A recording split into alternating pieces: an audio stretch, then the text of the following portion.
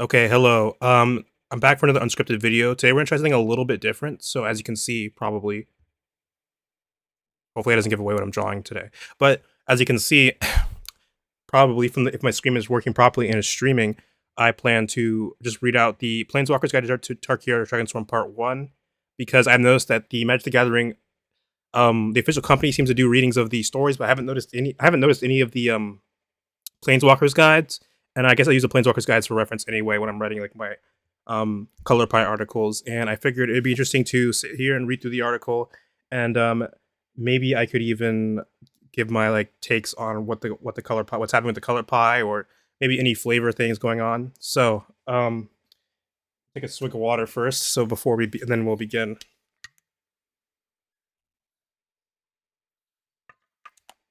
Also, sorry for any audio. This is a test run. Sorry for any audio problems or if my computer lags out or something. Okay. We recently showed off the first few cards from Tarkir Dragonstorm, our recent return to a plane filled with dragons, cons, and dragon riding cons. Okay, the dragon riding con thing is going to be a bit. I'm going to bring that up later because it is a little funny, but we'll get to that. A lot has changed on Tarkir since we last saw it, with ripples from the Phyrexian invasion altering the landscape of the plane. To help you prepare for the release of Tarkir Dragonstorm, game designers and Tarkir experts Lauren Bond and DK Billins have compiled the Planeswalker's Guide to Tarkir Dragonstorm. This will lay the groundwork for the set story, which kicks off right here on March 3 with audiobooks available on the Magic the Gathering, the Magic Story podcast. Discover what lies at the heart of the storm when Tarkir Dragonstorm releases on April 11th, 2025.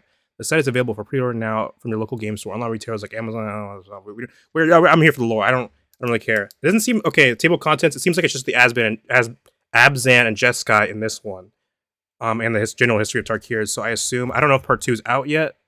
If it is, I'll read that next time. And then we can talk about the color pie or something. So also this is gonna be a lot like not Resistance is Free Flows is not like research or anything. Usually when I write color pie articles, like the ones you've seen like on the Angels and stuff, I do actually do research onto them. I look into Mark Rosewater's, especially like his articles on each of the colors, and then also like for like specific factions, and you can see me put references to the official articles, but I'm not really doing that here. It's like more free flow, so my opinions may not be as like, well, one, they might not be as correct or like solidified, or I might not be as good or articulate with explaining them. So why did I say it like that? I might not be as articulate as explaining them when explaining them. So don't expect this to be like basically. Don't expect this to be the Tarkir videos. I'm saying, because I plan to get around to like different plane factions eventually, like especially like the Ravnican guilds, for example, and the cons and stuff, and exploring them from a color pies perspective. But this is not a replacement for that. This is just me reading the lore. Tarkir is a plane teeming with natural draconic energy, where dragons are born from fearsome storms.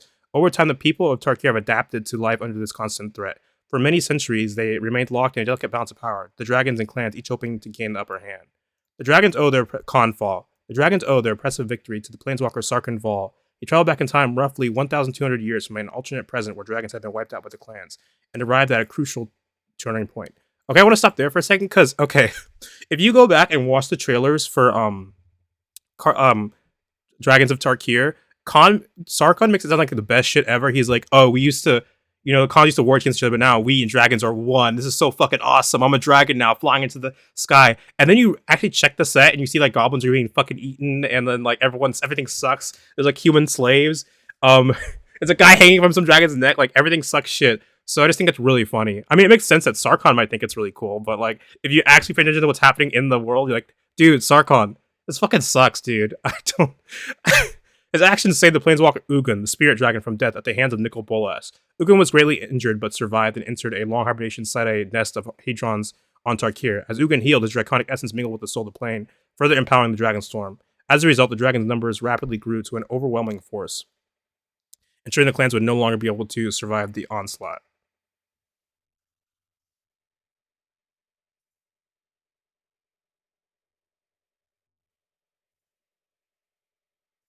Okay, it seems like even though my audio was recording, my screen was not, but it shouldn't be that big of a deal. Hopefully you guys all heard it. If you want me to just hold on, I can just scroll back down here for like footage and pretend like I was. Okay, so where were we? Ugin, Tarkir. Yeah, as a result, the dragon's numbers rapidly grew to an overwhelming force, ensuring that the dragons would no longer survive their onslaught. Okay, so Dragon Messenger, led by the powerful Dragon Lords, the Dragon's forces were ultimately able to hunt down and kill the clan leaders and decimate their numbers. The non-dragons who survived the brutal onslaught were allowed to join the Dragon Lord brood in exchange for renouncing the existence of clans. Those who refused were in time wiped out or driven into hiding. Dragon Lord broods fought with each other for centuries over territory and ideology, each seeking to become the dominant force on the plane. Over time, they became complacent, confident in their power and authority over the humanoids of the plane. Life for the non-dragons in these broods was harsh. Life for non-dragons in these broods was harsh and unfulfilling. Whispers and sparks of rebellion stirred within the people of Tarkir. Yeah, I can fucking see why. It's like I said earlier, working the dragon sucks shit, even though Sarkhan tries to make it sound like this awesome thing. Revival of the clans. 5 years ago, Ugin awoke from his hibernation to depart Tarkir. No longer empowered by his essence, the Dragonstorm finally lessened. Later invasion by New Phyrexia resulted in substantial causalities for the dragons, which combined with the reduced Dragonstorms sufficiently weakened the Dragon Lord's grip on power. The humanoid rebellions were able to gain traction, evolving from scattered militia and guerrilla operations to overt and open rebellions under the banners of the old clan names. This kind of makes that there's like this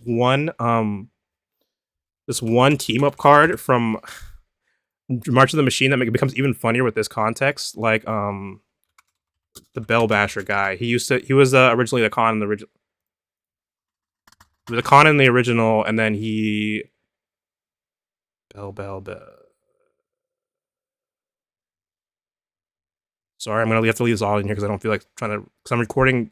I'm using two different methods to record this, and so I have to stop recording the audio and then stop recording the video. I'm just too lazy. What is it, Zergo? So Zergo in. Yeah, so this card becomes even funnier because like I still don't really understand why I don't really see Ojitai being the type of person who, like, I guess Ojitai is maybe like the most wisdom focused dragons. So, but like I just this feels kind of weird that like Ojitai would let Zergo ride him like this, especially since they're both from different clans and stuff. And I don't know, it's just really funny. With this context, it's really funny because like now the dragons are getting no, they're trying to kick the shit in the dragons, but also shows, but maybe I don't know, maybe Ojitai just misread the situation and thought they were cool and they weren't. It's totally possible given the context where they said that dragons were kind of basically like they thought they were good. I want to give Magic the Gathering credit. I'm not saying its writing is always perfect, but I do appreciate, like, a lot of people say that New Phyrexia hasn't had any like long-term impact, but I think like here is a pretty good use of New Phyrexia as like a set piece for like events unfolding in the story.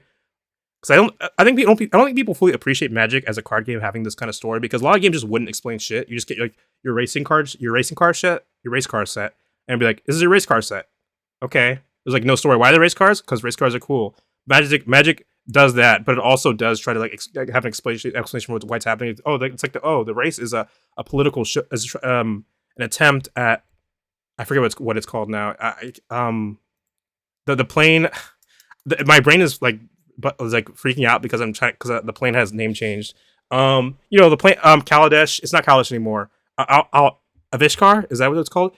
It's like Avishkar is the reason Avishkar is have a race is to show off its political power and strength and unite a tree between the planes, and who knows, maybe it'll come into conflict with Ravnica's attempt to expand throughout the Omen paths. And like I think to give credit where credit's due, like most card games do not put that even close to that level of effort into the story, or like how these events will link together. And you gotta give it more credit because it's a miracle that any of this stuff even kind of works, because there's so many different like groups and writers and game designers and mechanic like you have like the guys designing the mechanics for the cards and the guys designing the flavor, and then you got people doing the art who are basically just basing off the guy like, oh yeah, here's what we need for the art, and then you have someone else who has to write the story, and this all has to work in tandem, like a bunch of different like disparate things and you just gotta kind of hope they work together. But I'm getting off topic. So like I'm not saying you just gotta take like whatever slop if Magic the Gathering breeds a slop. I'm not saying you just gotta take whatever it gets you. I'm just saying, like, to its credit, I think Magic does a fantastic job, especially for what it is, because there's very easily could be a world Magic is just like,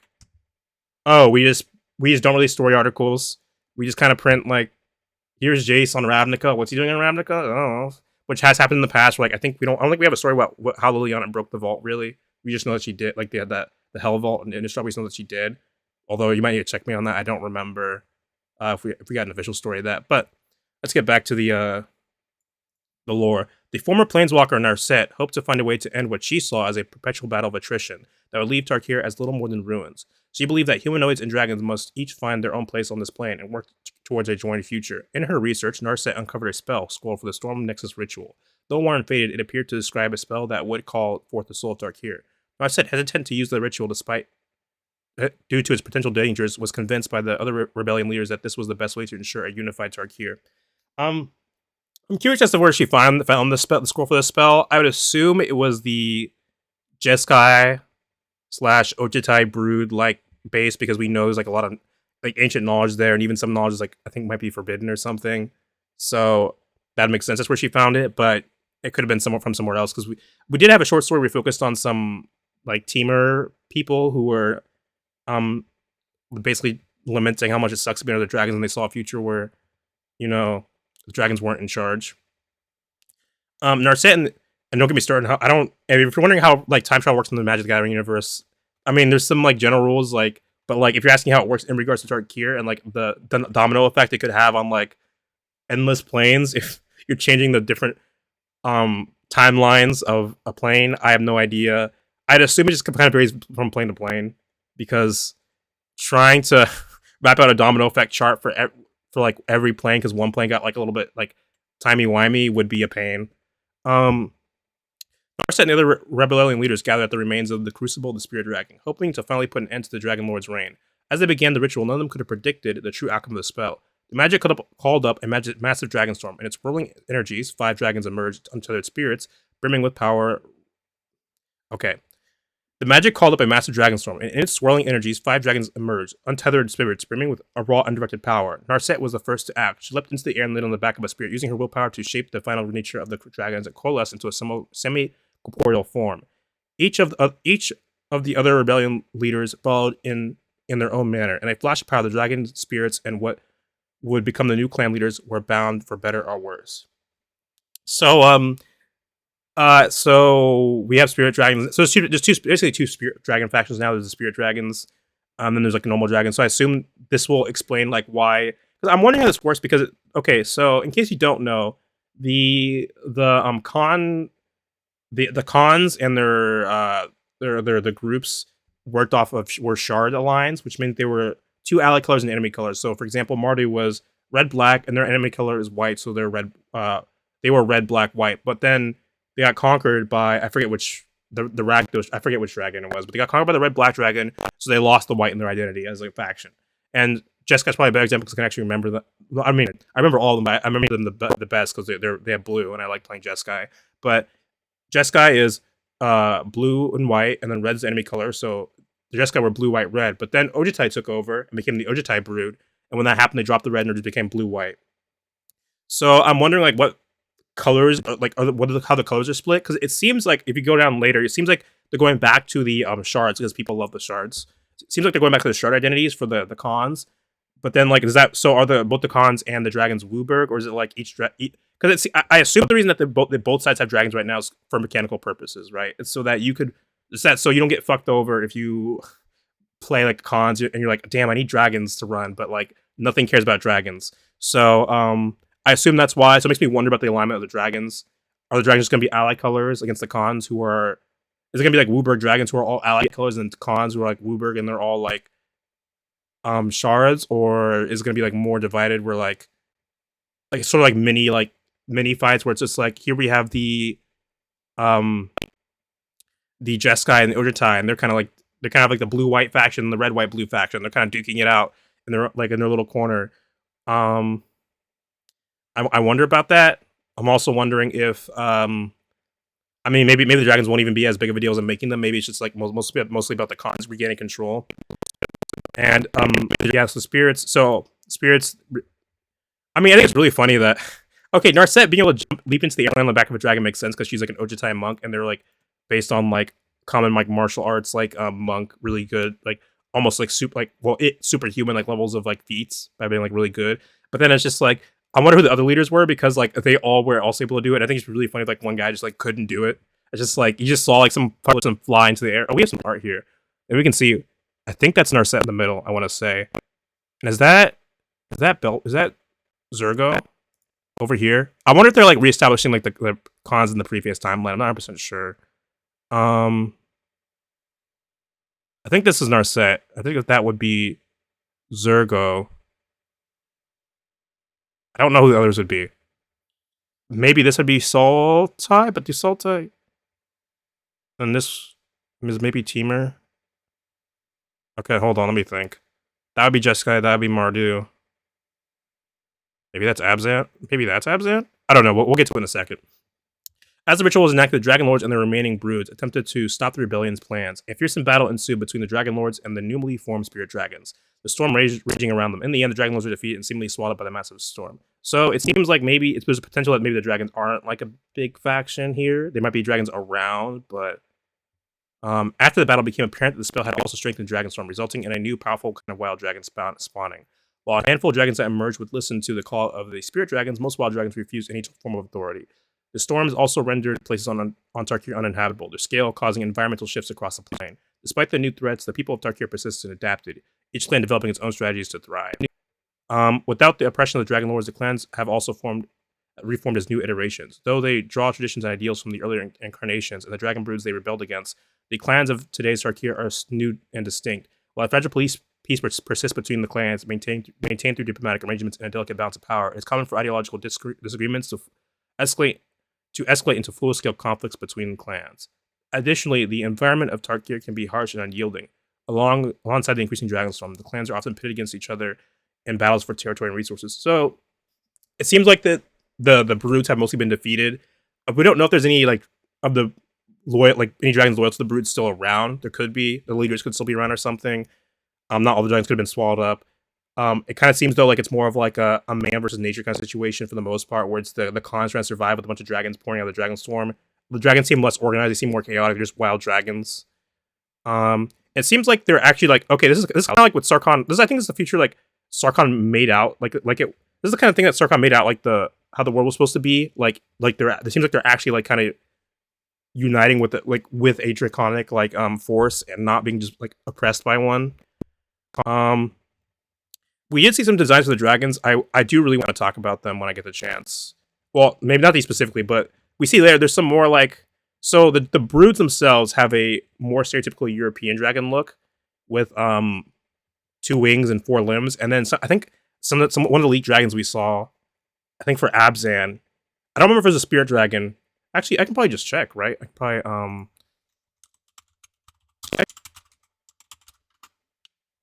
Dragonstorm. I forgot Dragonstorm's also the name of a card. It's pretty funny. I better print out this set or something.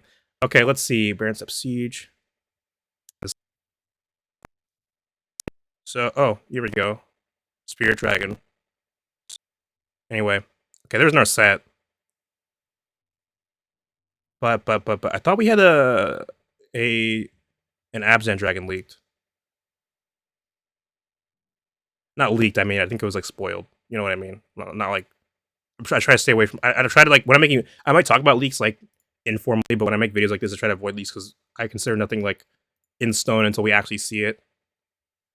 Okay, I thought there was an Abzan dragon, but there's an Abzan dragon that had more like a stereotypically like Japanese or Chinese or that kind of area, Asian area vibe to it, where it was like no wings, long serpentine, and then like four limbs. So I'm wondering if there's like a difference here, a commentary going on about how because Ugin is confirmed to be a foreigner. He's from Dominaria, so there could be commentary about like basically people reclaiming their culture and then overthrowing dragons. But we'll see, because this one has like a. And I'm just be clear, I'm saying like generic because I'm saying like I'm not saying there's like never ever been like an Asian dragon that looks like, you know, four limbs and 2 wings. Or, I mean 4 legs and 2 wings. Like I try not to be like reductionist like that. I'm just saying like I try to put myself in the head of like the artists and the writers and try to figure out what they were going for with like their symbolism and stuff. Oh, there's Smile at Death. There's Alicia who smiles at death. Sorry, I gotta stop before I start reading these cards because. Oh, and look, hold on. So you can choose between Abzan and Mardu. So in the older Tarkir sets, you choose between dragons or Khans, and then there would be effect based on that. But it seems like here you're choosing based on the clans, which ties into what we said earlier about the article was talking about how they're in a fragile state of peace, but like they're kind of balanced, but like they could tip either way. So I guess you're like you as a player, quote unquote, deciding like you know who wins or whose side are you joining. And interestingly, this is like an enemy color pair. So I wonder if it's gonna be more of a focus on enemy color. I mean, Sarkon's red, but he's not. I mean, is there gonna be more of a focus on enemy colors, or we'll just have to see. It would be interesting because it seems, or is it just like like color pairs in general? Because I could see like one for like each clan, but we'll get to that. Um,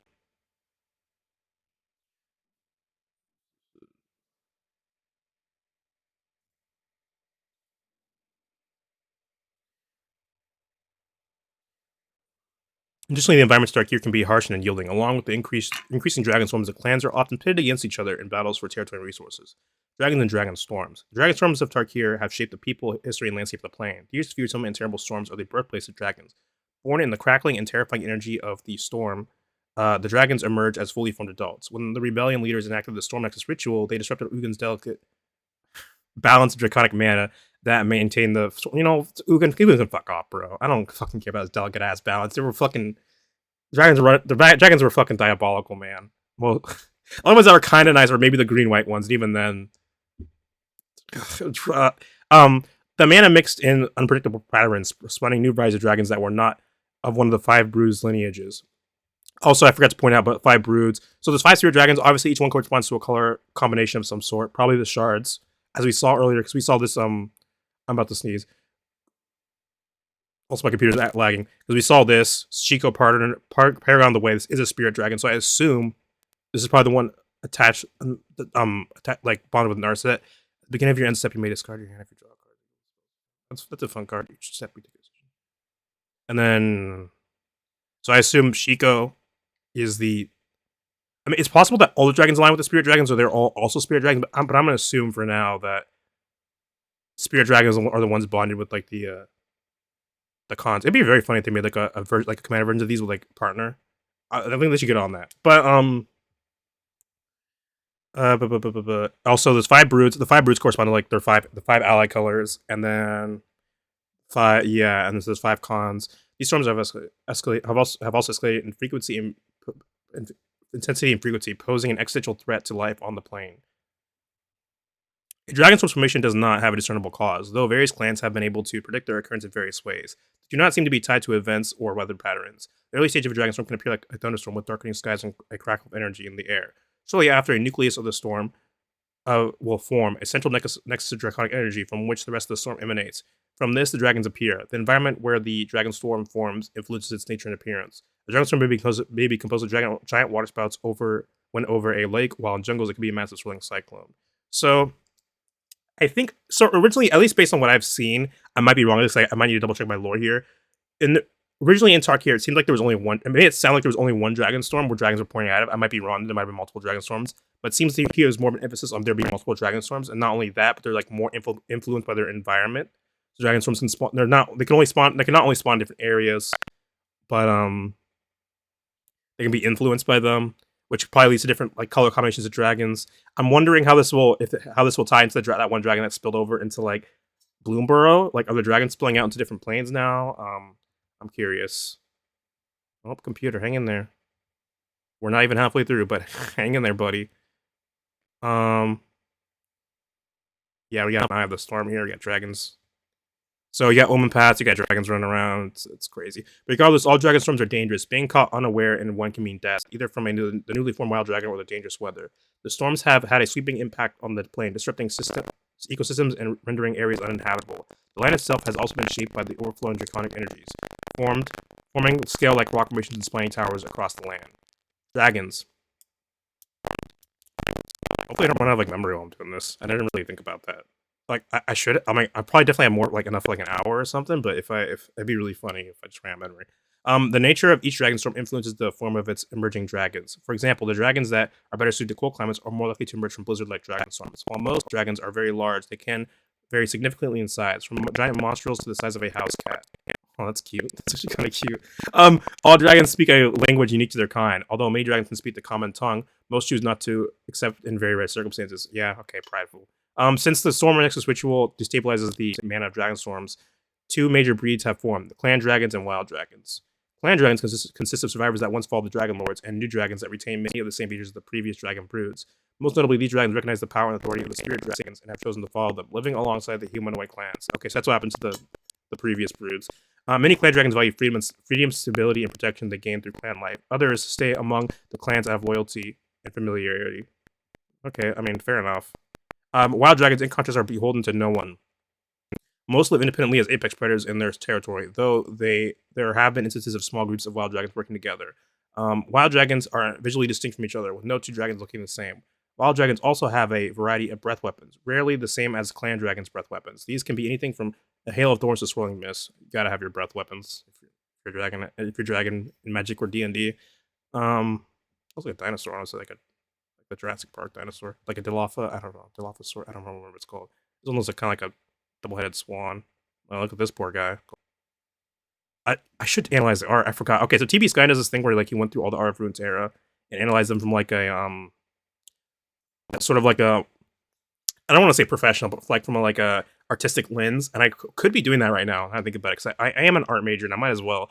So here, what we basically have is this dragon's own body's kind of acting like the frame, and then you have the light basically highlighting his head, so your eyes are drawn here. Like, yes, this was covered in shadow, but you get here. This is like most of this is kind of dark until you come out to his head, which is bathed in light and basically highlighted. And then so this part of the painting is the first part your eyes are usually going to be drawn towards, just because how it's framed. Because you have this acting as like sort of like a dark frame, and this also acting like a frame, and then his head's highlighted with like not only that, but like sunbeams behind it, which creates a contrast that attracts your eyes. And then there's like this bird that's gonna get fucked or not. We'll see. I wish I'd say more about the dragon designs themselves. I mean, I could probably say more if I actually saw the card it was on, but we haven't gotten those yet. This one looks kind of like nightmarish, though. This was a dragon nightmare. I wouldn't be surprised because it's got tattered wings. It's also got like multiple tails and then like oily like saliva.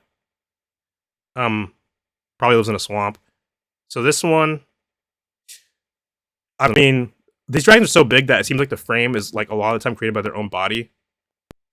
Obviously, like you have obviously the fire hiding this, and you have the light on this side of the body acting as like kind of like drawing your attention over here, and the fire.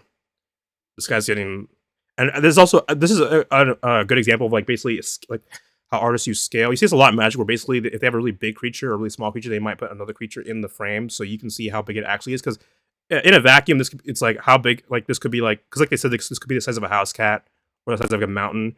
But they basically put this for reference, like this is so big you can basically eat this guy in one bite. And look how big like these guys are. So like you're like, holy shit, this thing is fucking massive. And not only that, we can see like mountains. I mean, the mountains. The mountains themselves wouldn't be a good reference because you don't know how far where they are, and they could be bigger or smaller depending on how close they are to you. But it's mainly these guys acting as reference. Where like this guy's so big, he basically just fit in this thing's mouth, which is just to show how massive this thing is. And it looks kind of like weirdly gets all like this kind of like reminds me of like a beak.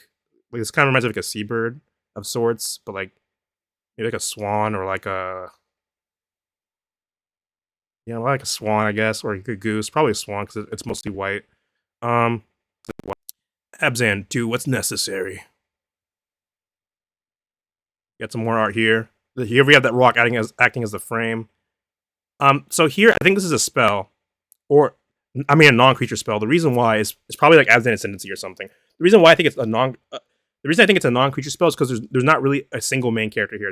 All these people are basically being treated as the main character in the piece. Like if you had to choose one, I guess maybe this person, but they're all kind of like bathed in light. As you get farther, they're fading back, but like they all take up like space, like, and they're all like have a part to play. Like this guy's also glowing, so like it diverts your attention in which you like. I guess maybe you're drawn to this guy first, but then you see like all these guys.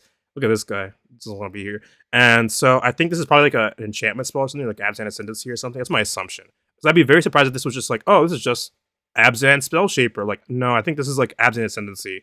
Because you're not only is there not a single main character, I think, by the way it's framed, because you have the rock, and then the rock itself is highlighted as on like the ground, and then you see them standing on this highlight.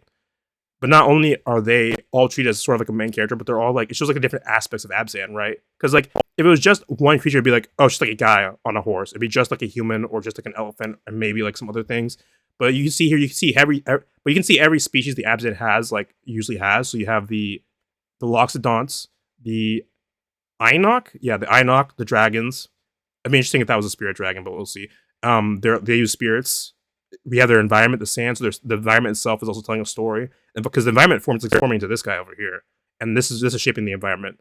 So the environment itself is also telling a story. There's also like a neat little swirl here, which I guess also acts like to basically direct your eye, and then this guy forms out of the sand. So we get the sense that one, sand is very important to these people in a way because this is being used for sand. This guy's just made out of sand. There's like sand. It kind of looks like almost like a sandstorm behind them. Like this is obviously just like being less detailed for the most part because like they're kind of out of focus. But if you told me there's sand like blowing around them, which makes these guys more obscure, the like kind of far away you get, I could believe you. Like this is probably smoke, but honestly, it could be sand. Considering how dragons work, like this dragon might be made of sand. Like look at its wings and how they just. It could be massive, so you just can't see all of it. But look how it like its wings, like how they kind of like fade into clouds, and then it's got like wisps of this, which could be smoke. But given what we were just told about the dragon breath, they can breathe in like what manner of things. So they could be that this could be a dragon like breathing sand or something. And then also its underbelly is the color of sand, and it's green for contrast because Abzan is green aligned. That's another thing like Matt likes to do, likes to code its like characters and factions so you can easily tell what color they are and also what plane they're from. Also, I don't think they always have this face thing on there. We'll check the. I should check the art later, but I don't think they always have that face. Okay, they did not have. Okay, I gotta stop myself. We gotta focus. Okay, so Magic the Gathering loves to color code things because it loves to let you know what color things are. If you're trying to apply the color in real life, it doesn't really work as well because not everyone's conveniently color coded. But Magic, they love to do it so you can just easily you get the gist of what that card's supposed to do, and so you don't get confused. So obviously you have the green. So, and then for what, and there isn't a lot of white, but white in Magic is often represented by yellow and gold because white on its own can be very hard to like kind of use in the same way that like maybe like pitch black would be kind of used, or it's like it may not like it may kind of blend together or like very jarring. So sometimes they use gold in the same way that sometimes black is used for purple. I mean, we have some glowing here that's like pretty bright. So we like white is associated with light too. So these are glowing. So that gives us our white connection. And then the Abzan are also black, which it's just kind of represent. Okay, they do have black like accents, and they also have like this guy who's like wearing purple. That is often associated with black. The black is maybe I mean, we have this, so there is like the evidence of like the three colors. So you have the gold of white, like green, black. This glows.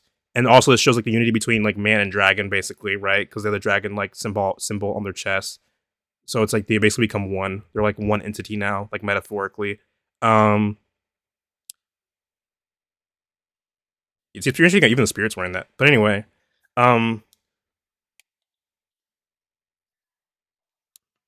loyal and enduring. Family obligations and connections are core to the Abzan way of life. The Abzan consider it their responsibility to preserve the world for future generations, a duty that persists even in death. Due to the importance of family, members of the Abzan will often prioritize decisions that benefit their family's standing over individual community needs. This leads to no small amount of infighting and scheming with members vying for status and power within the clans. All right, we got some fucking color pie shit here. So, the emphasis on family and like the group is a combination of green and white. So, for those who've been around, you might know that green and white is often associated with basically community. White is all about the greater good and trying to help as many people as possible and trying to make the world better for like everyone. And green is about like sort of like accepting the world for as it is. And this also means accepting that everyone has like a place in the world. So this kind of combines like make a community where it's just like I want to help everyone and everyone has a place in this world. So you might get like a faction that puts emphasis on like the big picture. Like wait, hold on, wait. I think I read this wrong. Holy shit. Due to the importance of family members of the Abzan, members of the Abzan also the benefit families standing over the individual or community needs. Okay, hold on. That changes things a bit. So, what I said still applies to an extent. It applies to the family, in which you're supposed to put your family above yourself, the needs of other people, and like the group above yourself. But then you have a little bit of black in there, which is like black is like I'm looking out for myself. You should put yourself first, and you should look out for yourself first and foremost. And you shouldn't like worry about helping other people until you have like, unless you like are able to afford doing that. But you shouldn't just do it for no reason or because you're nice or because you're being nice or whatever. You should look out for yourself first, and then once you get to a safe spot, then maybe you can help people if you feel like it. But like at the end of the day, look out for yourself first and foremost. So what we have here is we have green and white saying, okay, look out for the group. But then black is like, no, I'm gonna look out for my group. I'm not gonna look out for everyone's group. I mean, I'm not looking out for everyone. That's ridiculous. I'm looking out for my group. I'll make sure my family, my group is number one. So that's how you end up with like a green, white, black faction like this, where it's like you care about the community, but it's a small, specific community. It's a very specific community, and you're like, I'm helping this community stay number one. I'm loyal to this community, but like, I'm not loyal to just any, like, I'm not trying to like save everyone. I'm trying to save my community. Um, the Abzan manage a robust network of traders, adept at traversing the shifting environments of the plane. They help ensure the flow of goods and materials to the clans. The Abzan are welcoming their fortified cities offer respite to travelers and outcasts from other clans. In battle, the Abzan are patient combatants who specialize in outlasting their enemies, with their impenetrable defenses whittling down their opponent's will to fight. So, I mean, green and white, they tend to have a defensive strategy in game. Like, white has life gain, green has life gain. Both have +1/+1 counters. Black can have +1/+1 counters and ways to come back from the graveyard. So they can have like a very like stall at the game kind of strategy. Green also has big creatures. And black can have big creatures, but they usually have a drawback. The network of traders could be like a reference to black philosophy and a connection to like basically money and like economic power. Traversing environments. Again, that's like making sure they get like wealth and money. They're welcoming. I think the welcoming part might be green and white, where they're basically like, because basically you saw black's desire to become number one, but you're like, we have green white's like influence. It's like, hey, maybe the best way to become number one is basically by like relying on other people, by relying on a group. Maybe that's the best way to become number one, to put yourself first. So it might be like, hey, we still care about ourselves, but we're gonna work with you to achieve that. Revival of the Abzan under Dragon Lord Dracoma. Did I? Okay, there's okay. Under Dragon Lord Jamoka, necromancy had been outlawed. The Kindred is destroyed and communing with ancestors forbidden. Yet, even as Jamoka and her followers tried to wipe out any necromantic practitioners and ancestral callers, there remained those who heard their ancestors' cries. The spirits of the dead spoke of a world where people were not subjugated by the dragons, and individuals retained deep connections with their family and history. So I wouldn't take that part too literally. I don't think they're literally talking about another world. I think we're talking about basically just like in the past. It was quote unquote another world in the past in which they did not have to like be subjugated by dragons. The conflict between Dragon Lord Jamoka and necromancy is interesting because we know necromancy and magic tends to be associated with black mana in most places. I think and Jamoka was green white. The enemy colors are black, so it saw them so it tried to destroy the black aligned necromancy and then drag the faction to a more green white bent. But once Jamoka's gone, the black alignment goes back into the faction, and they bring back necromancy, because black is all about using any resource necessary to like basically survive, and that if you have to use the dead, and you have to use the dead as, even though other people aren't willing to use the dead as a resource to help you out or get what you want, so be it. Resistance to Jamoka grew from defectors like Anafenza, who challenged the Dragon Lord and were ultimately killed for their disobedience. The fledgling rebellion became steamed during the Phyrexian invasion, when even Jamoka's 3 defenses proved no match for the invading force. In their desperate time of need, many among Jamoka's brood turned to their ancestors, summoning their spirits in defiance of Jamoka's will. Wait, dragons can do that too? I didn't know they could do that. To create heretics after the invasion, these rebels took refuge in the rocky caverns of the desert regions, where the Dragon Lord struggled to reach them. These rebellions grew as discontent. Well, I guess when it says anyone in the Jamoka brood, I guess that would be the people, because they were also part of the brood. It wouldn't.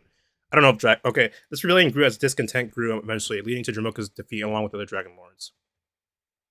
The Council of Houses leads the reformed Abzan, a group of composed of representatives from each of the major family houses of the Abzan clan. The Abzan Khan. God, I don't know why I keep saying clan. The Council of Houses select Folothair of House Zonair as Khan for her leadership in the rebellion against Jamoka and her ancestral ties to Rayhan, the last Abzan Khan before the Dragonfall. So I wonder how many. I assume there's gonna be 3 families. I would assume one for like each color. Maybe there's like more for each color pair, but we'll I don't know. It might not be divided evenly. I'm gonna see if Fellow Thor has ever shown up before. I like doing this sometimes. I just want to see if a character has shown up before.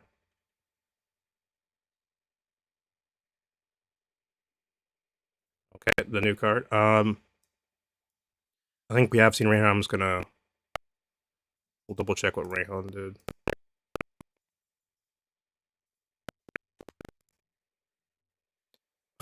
Well, the last Abzan, you love to see it. Yeah, so +1/+1 counters.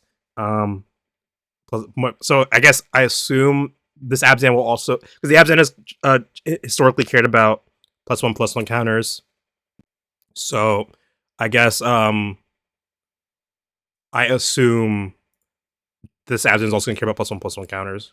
They're probably gonna replace Outlast as a mechanic because I think Outlast could be better. It's just kind of like little slow and underwhelming. But an absent house is a large and extended family consisting of leading elders and their many descendants, as well as those who have married or been adopted into the house. As such, family does not always denote blood relation, but rather shared membership within a particular absent house. So basically, they're like clans or like houses, like they just said, like they're not necessarily okay. The present house emerged as a combination of revived historical houses.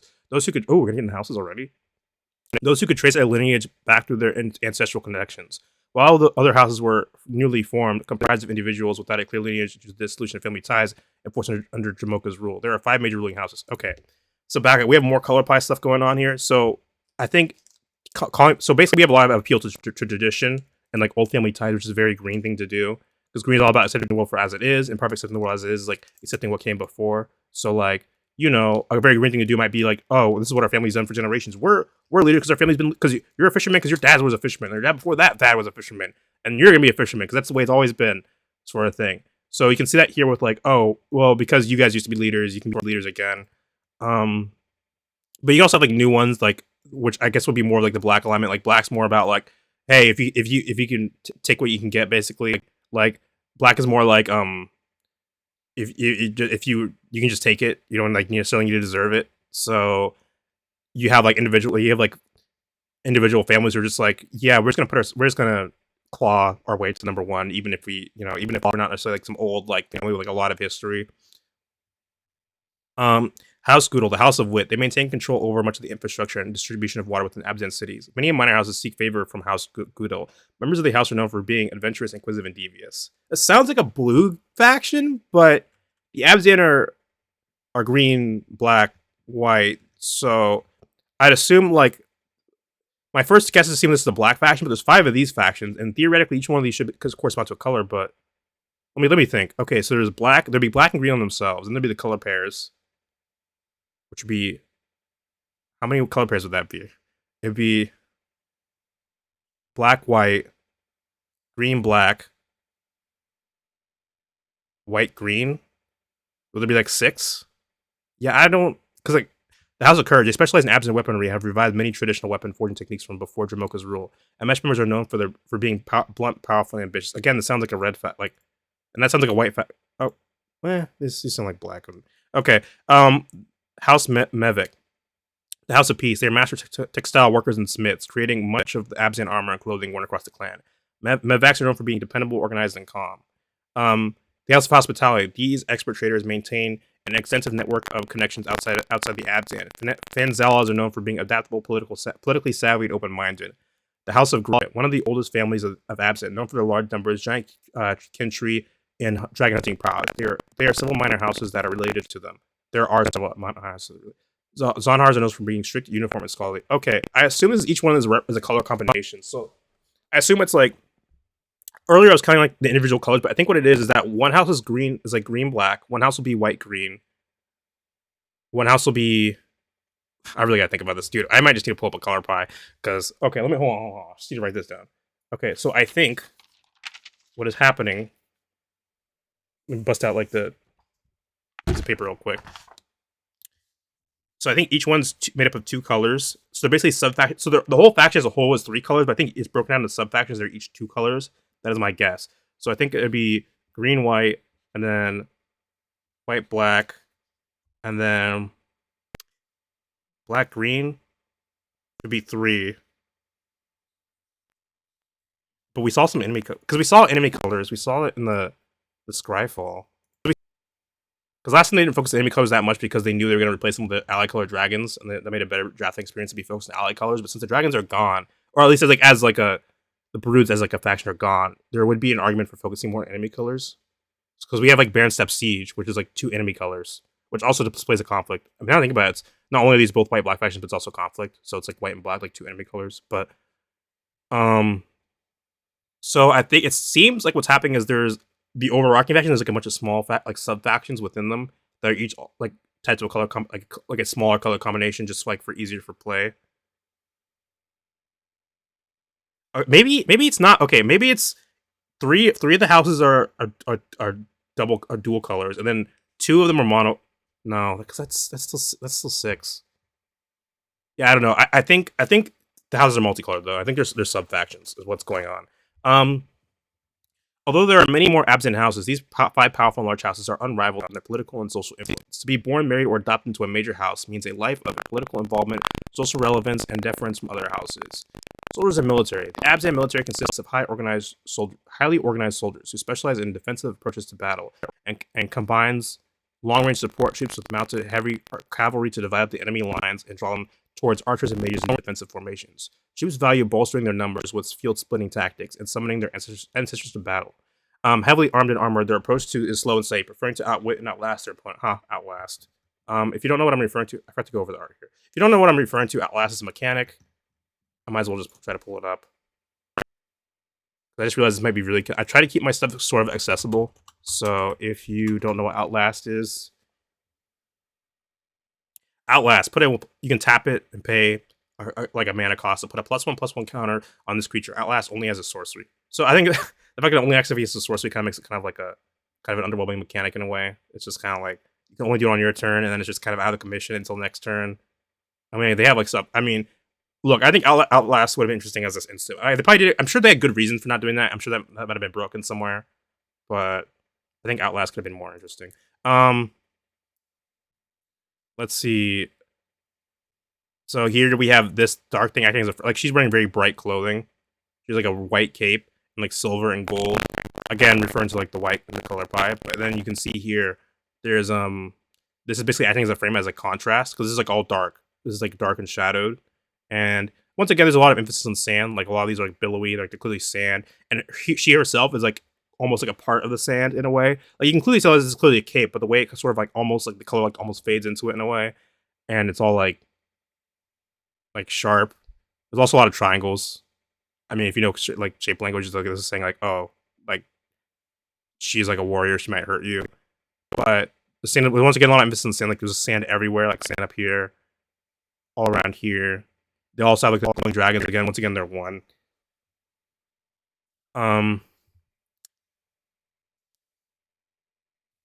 I wish I could speak more about the cultural influences, but this is not my expertise here.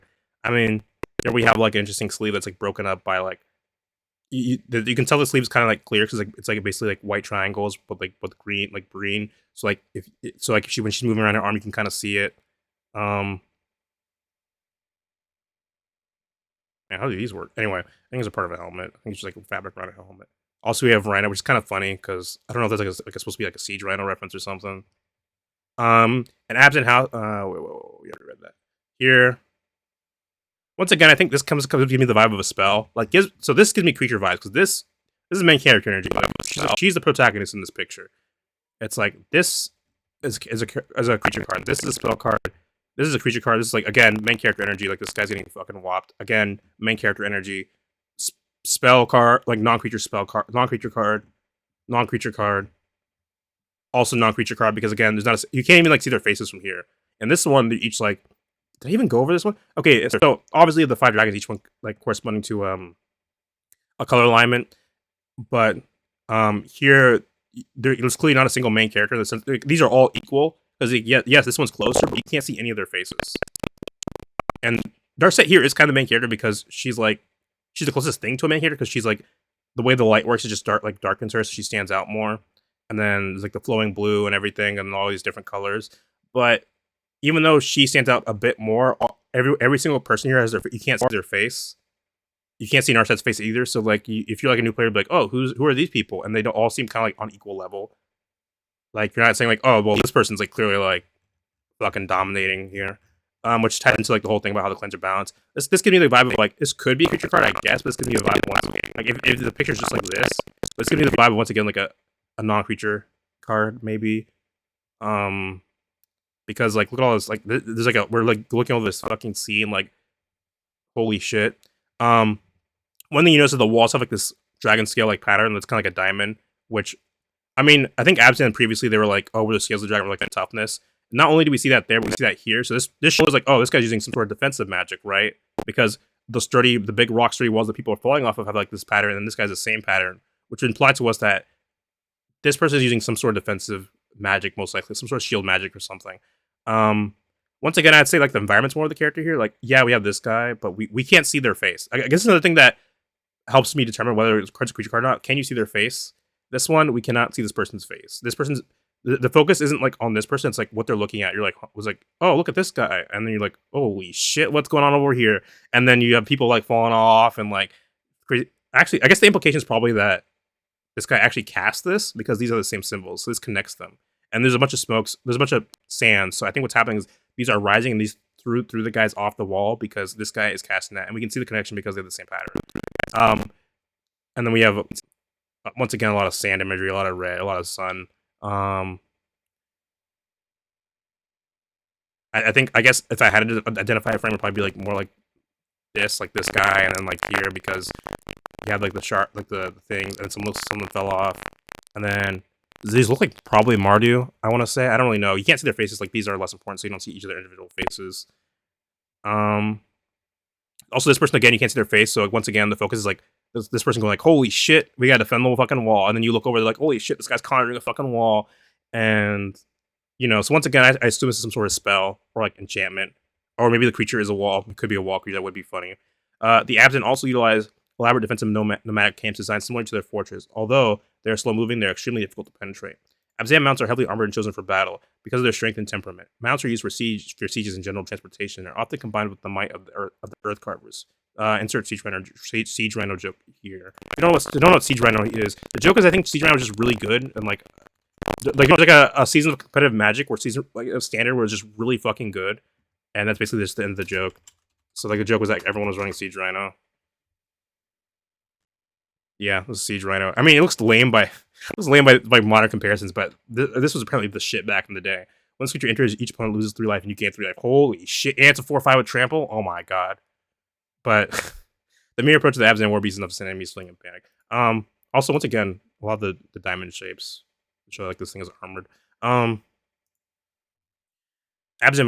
the Yathan are the best of the best. So I assume, okay, based on what's going on here, I assume this person's one of the Earth Carvers. I assume like Earth Carving is kind of like, if I'm gonna boss baby this, as the Ethicist Ridiculous would say, Earth Carver is kind of like earthbending. That's really stretching it. I don't want to. That's reductive, and I don't want to sound like reductive. Like, oh, guys, only seen Avatar season 8, season new Asian media. Oh, must be like I'm getting a lot of Avatar vibes from this. But it seems like Earth Carver is like their thing is that they can like control the Earth to some extent. The Yathan are best of the best from across the Abzan military. They serve as scouts, assassins, and elite soldiers. The Yathan are largely self-serving governing group who operate independently from fellow Thar or the Council of Houses. So yeah, they're just roughing it out there. Daily life. Merchants and farmers and artisans are common professionals for Abzan civilians. Most civilians live in Arishin, Katros Karst, or one of the other Abzan fortresses. So the Arishin is a fortress, and then Katro Karst is one another fortress. Just 2 names. It's just like a composed of 2 words.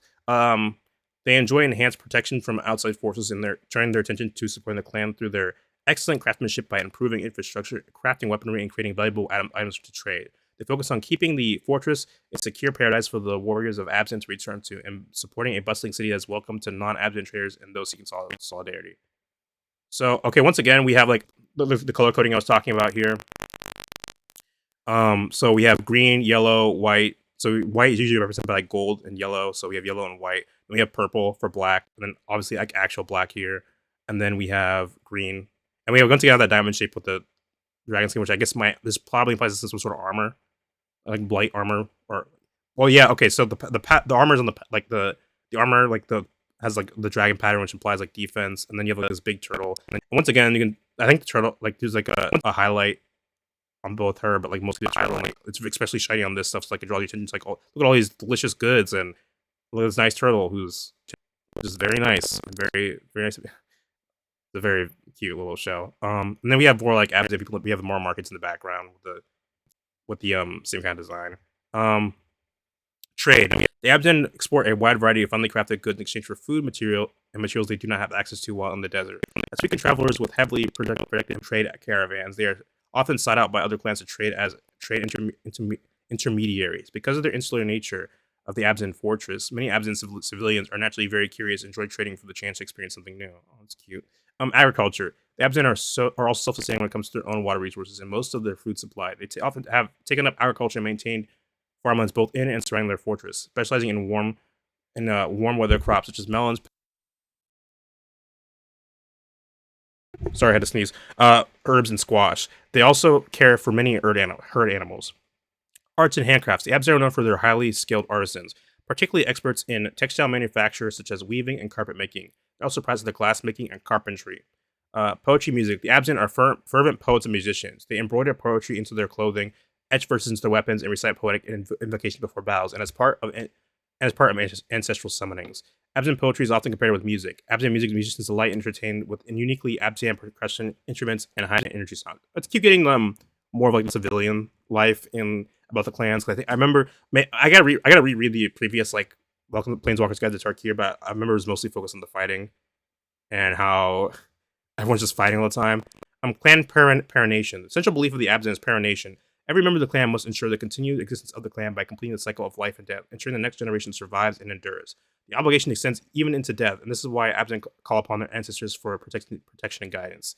So again, we got more green, white, and black, where it's like your goal as white's like your goal is to help other people, basically, and then black's like we're gonna do whatever it takes to help other people, which means we're gonna drag you back from the fucking dead to keep you helping you other people.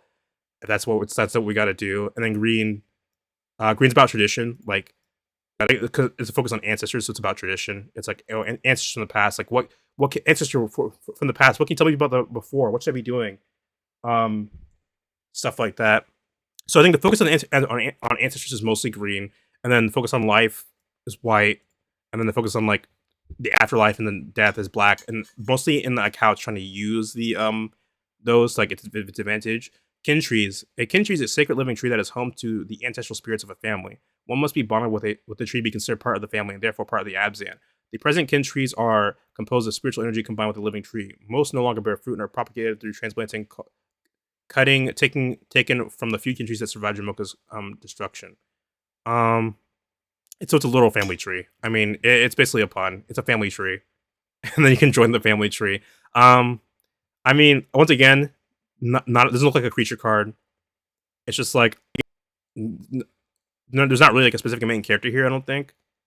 Like this person's kind of pushing it, but I don't think that's a. And once again, we have like a lot of gold. Like I think it's also supposed to like invoke sand, like a sort of like wispy design, and they're also like it goes towards like some of them go towards the tree, so like it draws a connection. Like this is almost as if it was puppeting them or just connected to them. I don't think it is puppeting. We're just saying like it's connected to them in some like way. Like if you were to cut off the tree, you're basically cutting their strings in a sense. Like this goes towards the tree. These go up to the tree. The only person then this guy's just flying. I don't. Even then, his kind of curves around. I mean, this guy's just kind of having a good time. Again, this looks like the sun, kind of like sand, and then this looks more like a normal tree. We got these little things. I don't know what these are. I wish I did. Kin spawning is a ceremony where the individual's blood is fed to the roots of a tree to be introduced and accepted by the spirits. It allows the individual to summon the spirits connected to their house's kin tree, regardless of blood relation, and is a marker of being part of the Abzan house. Kin tree severance is an extremely rare process of family summit where an individual's spiritual connection to their kin tree is severed. A fire started on bark taken from the kin tree, blood from the individuals thrown into it, and their crimes are explained to the spirits. Oh well, what you gonna do? House reunion, a new take on an old tradition. What was once a solemn time to converse with the ancestors has now become a lively festival that takes place once a year within each house to show appreciation to the ancestors. The living put on feasts and performances in the ancestors' names. All those present go before the country to give thanks and give the fruit to their labor, such as traditional foods, original poems, or dance performances. Ancestral treaties. Since Shamoka's defeat, many wayward Abzan spirits have emerged and made requests for their descendants to soothe their souls and improve their family's country. Fulfilling this request is often a way for house members to prove themselves or improve their social status. An entreaty might require an Abzan to solve a mystery from generations ago or retrieve a series of items from around Turkey. That sounds kind of funny. It's just like, yo, kid, I need you to fucking solve the mystery of my murder, and also go get my fucking stash from like. I was in Mardu territory. We got fucked up over there. Go get my fucking stash while you're over there, bro. Ancestral maelstroms. Swirling storms formed from a collision of ancestral spirits that have turned malevolent and dangerous after being abandoned during Jamoka's reign. To ease their souls, many Abzan must band together to free them from their own torment. A maelstrom is typically found near an abandoned kin tree. Finding and nourishing the tree is often the quickest way to ease a maelstrom.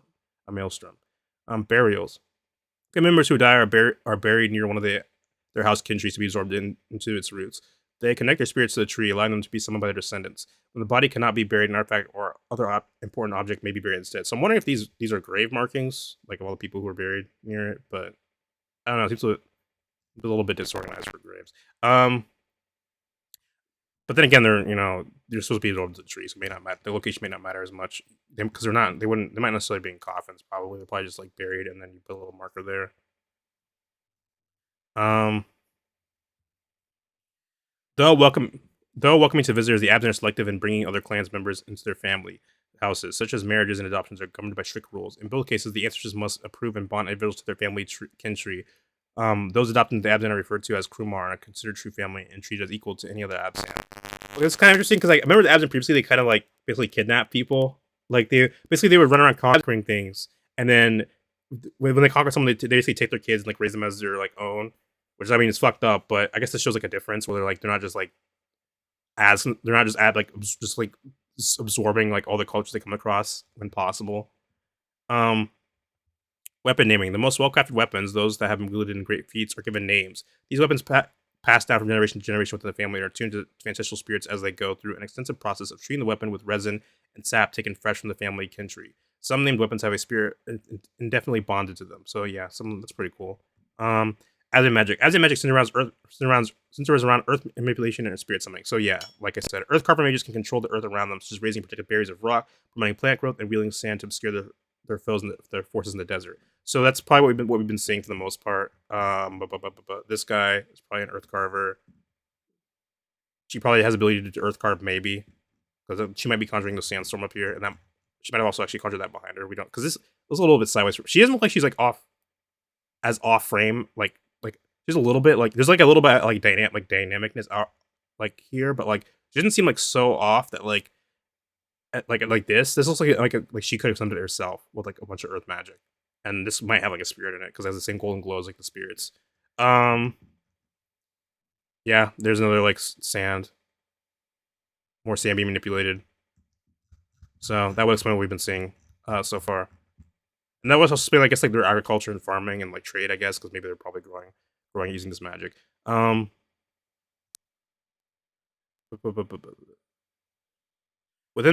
we've been seeing a lot of sand in the air, as I pointed out. Within the Abzan, anyone can connected to a kin tree can call forth the spirit of their ancestor. Spirits can strengthen the summoner, provide guidance, and even take on tangible forms to interact with the world. So once again, this is a really easy one to call up the frame here. It's just like the sand, like this dark sand, and then just makes the focus like this guy. It's like whirling around him. People are being blown around.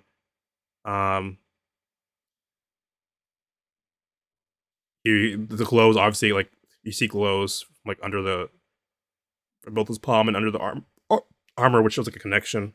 And then glow with the spear, glow with the eyes. Again, color coordination, so green, white, purple, gold. The Abzan's relationship to dragons and dragon storms.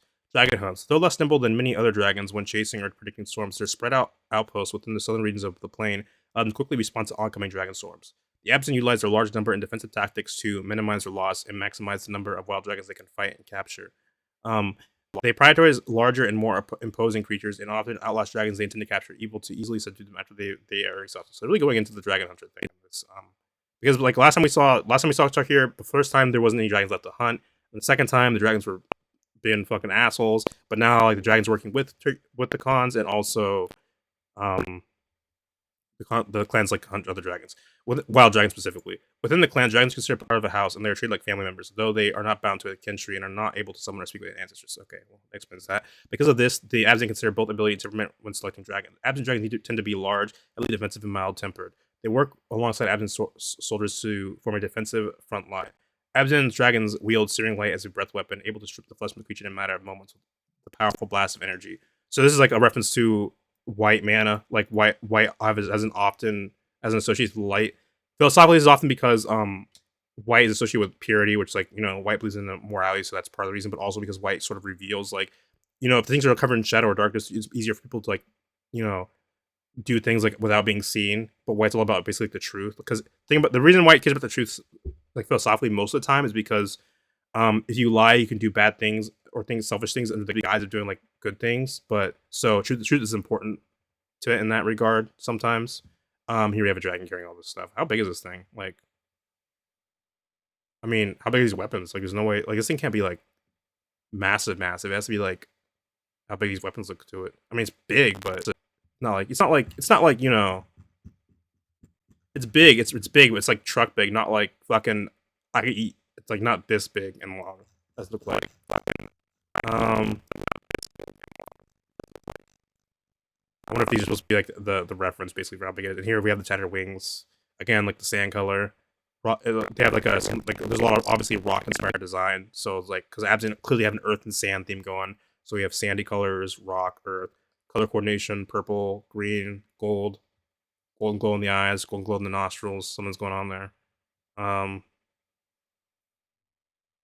Dragonstorm. Sinkings caused by dragonstorms have revealed hidden oases and rocky refuges that the Abzan have swiftly converted into new thriving cities. Additionally, the Abzan have developed massive walls that they can call up to defend their more exposed locations, allowing life to continue almost like normal amidst the storms. The majority of Abzan territory is in the shifting wastes, a region with lush steppes, hot deserts, and sands that shift constantly to reveal hidden underground karst. What's a karst?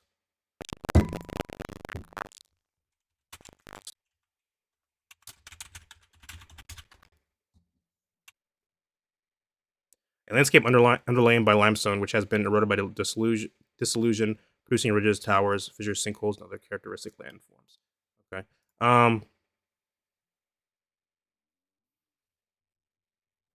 Sinkings. The sudden appearance of sinkholes within the desert have increased in frequency and intensity due to dragonstorms. Although the Abzan are expert desert navigators, this phenomenon has claimed the lives of even the most veteran travelers. While dangerous, some sinkings have revealed boons for the Abzan, such as lost fortresses and underground oases. Oasis.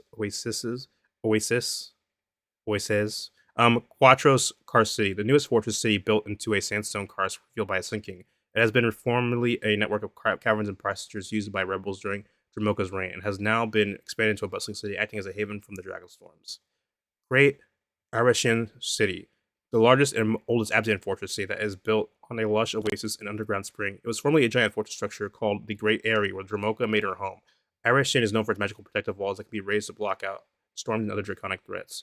Dasyat Forest, a mysterious inverted underground forest full of water animals and fruit-bearing trees, discovered somewhat recently after a severe sinking revealed the location. Salt Road. Okay, this is a reference to the Silk Road, I think. A large road that extends through Tarkir. The Salt Road is used as the main Abzan trading route. So this is a reference to the Silk Road, which is like a famous trading route that went all the way from like, I think like Rome or somewhere in Europe to like China. Obviously, things were traded. Also, salt was like a very valuable thing that was traded in the past, especially in that area, especially like around northern Africa, southern Europe, China, etc. Lookout Roost, close to the mountains that mark the border of the Sultanate. Lookout Roost is a 400-foot tall watchtower built of reddish stone. I don't know. Do people want that in meters? Hold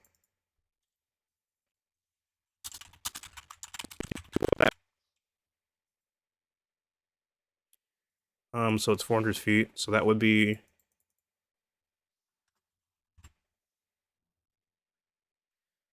122 meters about. An abandoned ancient area that fettered an abandoned ancient structure that was home to only dragons during Dramoka's reign. Has since been taken over by a host of wild dragons and threaten any Abzan in the region. And that fence is Kentry, the first recovered Kentry location from Dramoka's reign. It is now a verdant oasis carefully tended by Kentry warriors. Okay, so I know there's more here, but I'm gonna pause. I'm gonna stop the video here just because it's getting really fucking long, and I don't think it makes sense to do it all at once because one, I don't think anyone's gonna sit through all this, and two, I want to make sure my computer's actually taking this all in and working. And I don't want to run out of memory or something. So I'll do the Jeskai one in a separate video. The Jeskai will get their comeuppance. I don't know. I said they were getting like screwed over, but have they always had goblins? That was like a new type kind of goblin. That's sick. But we'll focus on that next time. I'll see you guys later.